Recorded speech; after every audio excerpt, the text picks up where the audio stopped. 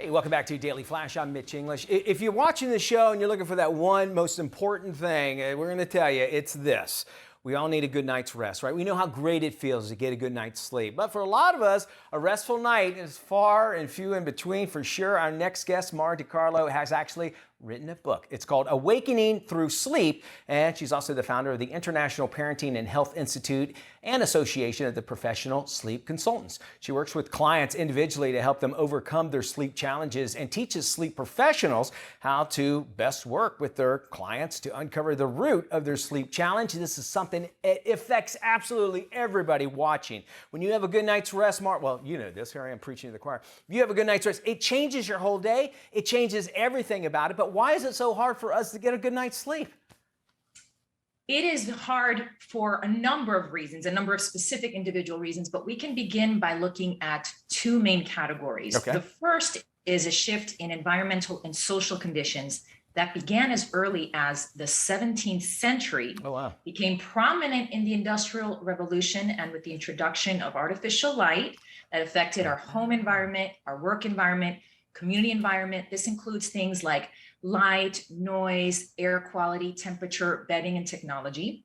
Secondly, we have our health and lifestyle behaviors, which shifted dramatically and have inhibited sleep. And these include things like increase of stress, nutritional deficiencies, a sedentary lifestyle, our cultural attitudes and beliefs about sleep, like that work hard, play hard, suboptimal breathing, and then our nervous system, which is often dysregulated, as well as our emotions.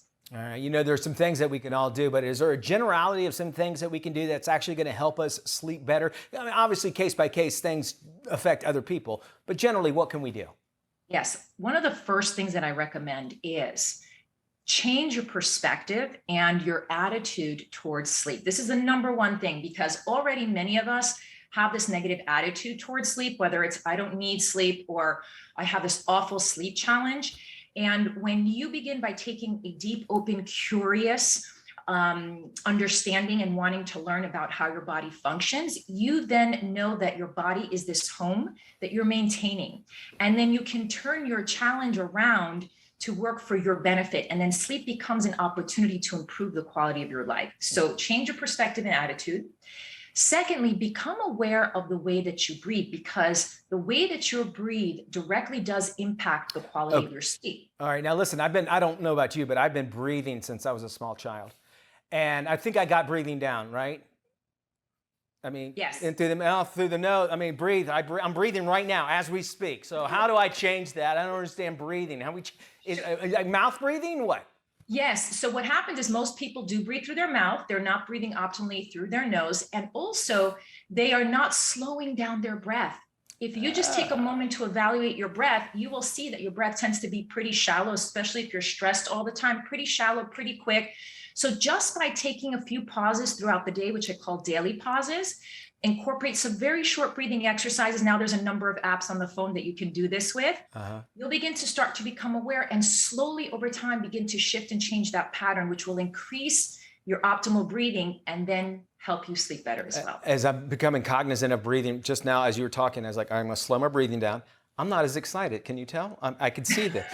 No, and for real, it does calm you down. When you get nervous, you have that short breath. I get that a lot. But one of the most important things that you were saying is that you find an emotional outlet. I know, obviously, if you're thinking about stuff, that's going to keep you up all day. Will that wake you up in the middle of the night Absolutely. as well? Oh, really? So what most people are unaware of is the choices and the habits that you have in the daytime affect the night's sleep. So if you're running around all day, you're not taking the time to breathe, to process your emotions, to understand what is going on. By the time the nighttime rolls around, that's when everything hits you full force. Yeah. So throughout the day, you want to have and incorporate emotional outlets. This could be something as simple as journaling. You could have a journal, you could write down your thoughts, you could belong to a support group, you could just let out your emotions and connect with other people. Or you can even do a creative activity like dancing or singing. Those help as well. Oh, all right. Dancing before bedtime. I kind of like that idea. Not that bad. All right. Folks want more information because we all need better sleep. Where can we go and actually get a copy of your book as well? Well, my book right now is available on Amazon.com, Awakening Through Sleep, and that's where you can find it. Okay, fantastic. So much that we can learn about Monte Carlo. Thank you so much for joining us. Have a good night's sleep. I'm going to work on my breathing. My doctor already said you need to exercise. You're not exercising enough. Your body's not tired when you go to bed, so keep that in mind. You got some great advice. Thank you so much for joining us. I'm going to try to sleep better. Thank you so much for having me. Absolutely.